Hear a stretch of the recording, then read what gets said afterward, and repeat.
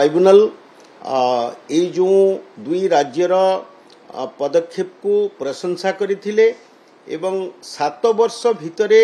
महानदी जल विवाद बाबद कौनसी अग्रगति होई नथिबारु विगत सरकार समय रे मध्य क्षोभ प्रकट करथिले। जाहो एटी होची एक राजनीतिक विषय वस्तु दुई राज्यर राजनीतिक नेतृत्व ये बाबद 7 वर्ष भितरे कौनसी सकारात्मक आलोचना करि नथिले एवं सचिव स्तरीय मध्य कौनसी आलोचना ए बाबद हेई नथिला। तेणु सरकार परिवर्तन परे आम तरफरु ओडिशा सरकार तरफरु ये बाबद ओडिशार स्वार्थ किभली भावे साधित हब महानदी जलर प्रकृत सुविनियोग किभली भावे करा जाई पारिबो ये डिस्प्यूट जदि पेंडिंग रुहे कौनसी ओडिशार एथिरे उन्नति हेई पारिबोनी। जेते गुड़िए प्रकल्पी मध्य ओडिशा सरकार हाथ में अच्छी जेते दिन पर्यंत ये विवाद चली ताकू CWC बा सेंट्रल वाटर कमिशन स्वीकृति देवे नहीं। तेणु ओडिशार बृहत्तर स्वार्थ को यदि आमे देखिबा इतिहास को यदि पर्यालोचना करिबा कौनसी जल विवाद ये ट्रिब्यूनल माध्यम रे समाधान होई नहीं। ये समाधान यदि जो दिगरे वर्तमान चली अग्रगति होईची कथबार्ता आमे संपूर्ण आशावादी एथुरु सुफल मिलिबो एवं ट्रिब्यूनल भी मध्य ये समस्त विषय वस्तु को तथ्य को आधार करी अक्टोबर 11 तारीख पर्यंत दुई राज्य को ये आपोस मिलामिशा बाबद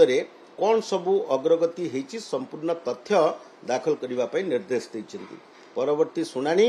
आमर अक्टोबर 11 तारीख रे पुणी दिल्ली ठारे अनुष्ठित हेबो। आज जे चेयरमैन जस्टिस बेला त्रिवेदी एवं अन्य दुई जन सदस्य जस्टिस रवि रंजन एवं इंद्रमित कौर कोचर तुनी जन जाक चेयरमैन एवं दुई जन जाक सदस्य ओडिशा सरकारंकर ये जो पदक्षेप को प्रशंसा करिसेंती एवं छत्तीसगढ़ जल संपद सचिव मध्य सेठी उपस्थित थिले तांकर स्टेटमेंट को मध्य रेकर्ड करा गला एवं ये समस्त विषय को यदि आपण अनुध्यान करी देखिबे महानदी जल विवाद एक अति सुंदर भाव रे समाधान करा जाई परिबो। जो प्राकृतिक समस्या सृष्टि करी गत 7 वर्ष धरी ये मकदमा को एक बेढखण भावे बा दिशाहीन भावे लड़ा जाउथिला सेतु कोनसी सुफल मिली न थांता। जाहो आज माननीय ट्राइब्यूनल का हस्तक्षेप सहयोग एवं दुई राज्यर सरकारंकर जो पॉजिटिव मनोवृत्ति बा सकारात्मक मनोवृत्ति जो एक दीर्घ दिन विवाद मु आशावादी जे समाधान रो बाट खोलियो।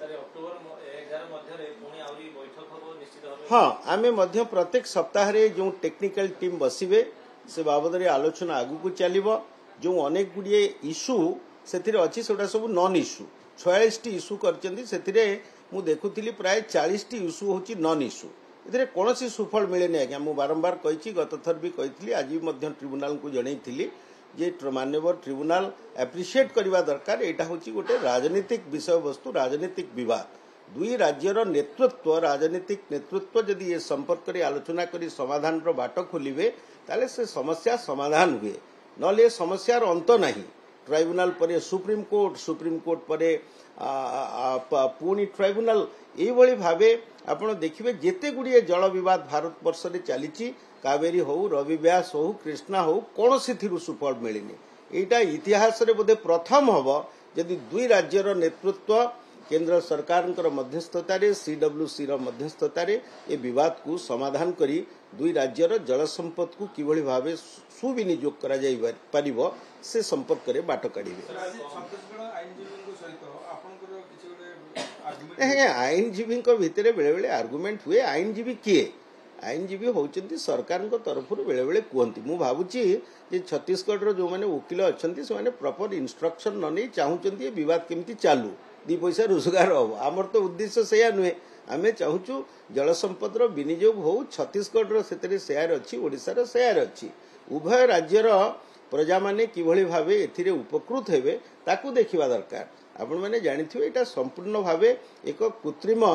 विषय वस्तु राजनीतिक अभिसंधि रखी ये विवाद को सृष्टि करा जाइथिला। वर्तमान ताकू आईनगत पृष्ठभूमि आम विचार करूँ उभय राज्यर स्वार्थ को देखू ओडिशार स्वार्थ को संपूर्ण भाव सुरक्षित रखा जाए ये विवाद समाधान कर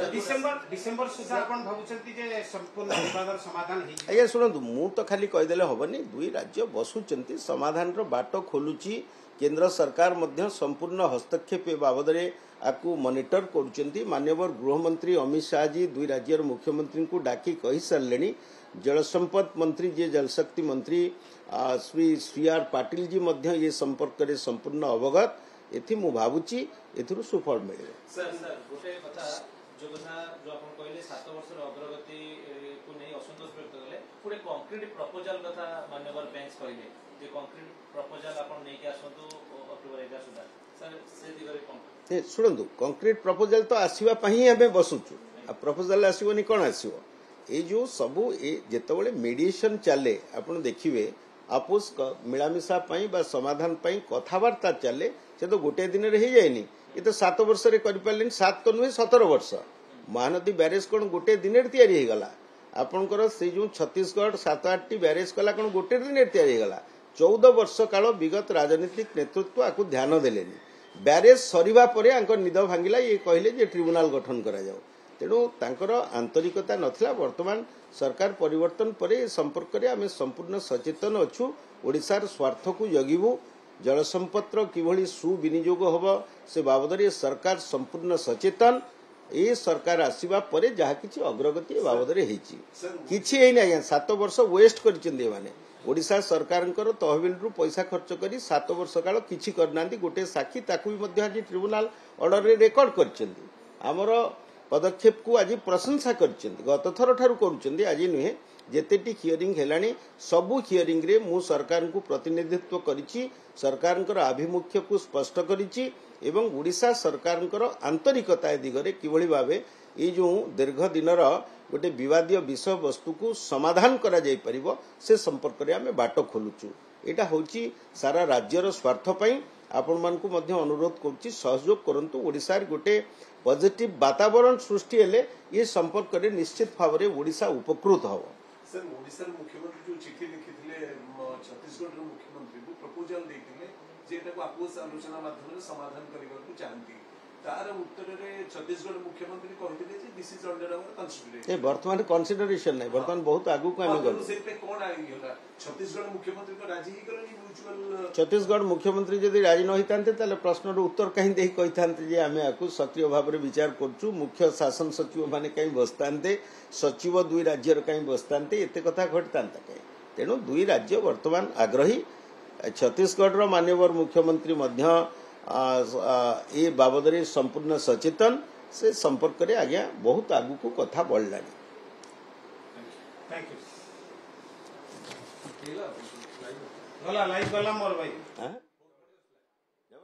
एडवोकेट जनरल पीतांबर आचार्य प्रेसमिट आपण माने शुणुथिले महानदी जल विवाद को नहीं जो जल विवाद वर्ष वर्ष धरी चली आसी तार गोटे प्रकार पॉजिटिव साइन वर्तमान सामना को आसुछि एडवोकेट जनरल पीतांबर आचार्य बाबद रे प्रतिक्रिया रखिछंती जे ट्रिब्यूनाल रे दुई पक्ष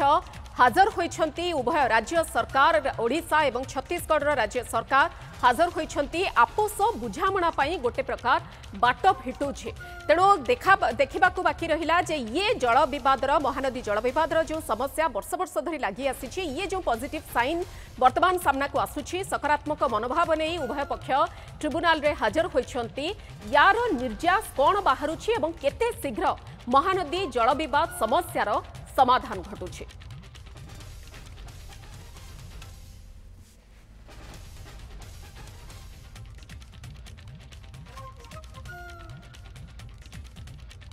महानदी जल विवाद को नहीं ट्रिब्यूनाल रे आज हाजर होइछंती उभय राज्य सरकार पूर्वरु नुआ सरकार आसीबा परे दुई थर ट्रिब्यूनाल रे वर्तमान उभय पक्ष हाजर हेलेनी एवं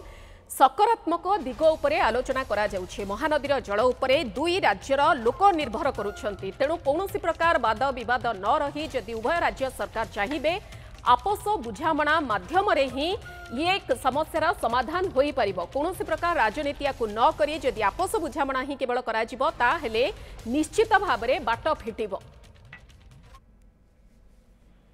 इस संपर्क में दिल्ली रो चीफ रिपोर्टर सबनम आदिनिया सहित रहुछंती सबनम कौन रहुछि अधिक तथ्य आपनक पाखरे देखो महानदी जल विवाद आज शुणी शेष होती आज शुणी गोटे बड़ ऑर्डर पास कर पीताम्बर आचार्य जो कि ओडिशा तरफ एडवोकेट जनरल अच्छा निज दृष्टि उपस्थापन करते सरकार तरफ जो आपस बुझामेला जो सब प्रक्रिया आरंभ होती विषय अवगत कराई या भर सेक्रेटरीज मान दुई राज्यर बैठक होती या सहित ये गोटे सूचना मिली आगामी दिन में प्रति सप्ताह को थे जो वाटर रिलेटेड टेक्निकल टीम होती दुई राज्यर बसिले आज नहीं आपस बुझामेला स्तर को पर्यंत जाइए एफिडेविट दाखल करा पक्षर जहाँ सब एवं पर्यंतर मीटिंग ओडिशा और छत्तीसगढ़ उपर तो विषय अवगत करा परवर्ती शुणी को अपेक्षा रहा पूरा डिटेल जो जना पड़ो जो ऑर्डर कॉपी आसिले पूरा डिटेलटा जना पड़ो जो कौन कहते किंतु जहाँ आपस बुझाणा जो प्रक्रिया आरंभ होती से प्रक्रिया पॉलिटिकली दुई राज्य भितर आरंभ होती पुणी थर अवगत करा निहाती भाव में शबनम बहुत बहुत धन्यवाद शबनम आदिन दिल्ली सहयोगी रही आम सहित जे खबर को नहीं अधिक सूचना रखुले किसी समय पूर्व आम देखुले एडवोकेट जनरल पीताम्बर आचार्य प्रेसमिट्र प्रतिक्रिया जी ट्रिब्यूनाल रे किभली उभय राज्य हाजर होइछंती सरकार एहाको पूर्व सरकार गुरुत्व देउ नथिले जहा फଳରେ वर्ष वर्ष धरि ए विवाद लागि आसीथिला किंतु सरकार परिवर्तन परे विवादर समाधान पई कार्य आरंभ होइछि ट्रिब्यूनाल रे उभय पक्ष हाजर होइछंती राजनीति न करी आपस बुझामणा माध्यम रे समस्यार समाधान हेबो बा गोटे प्रकार बाट फिटुछि बोली कहिछंती से।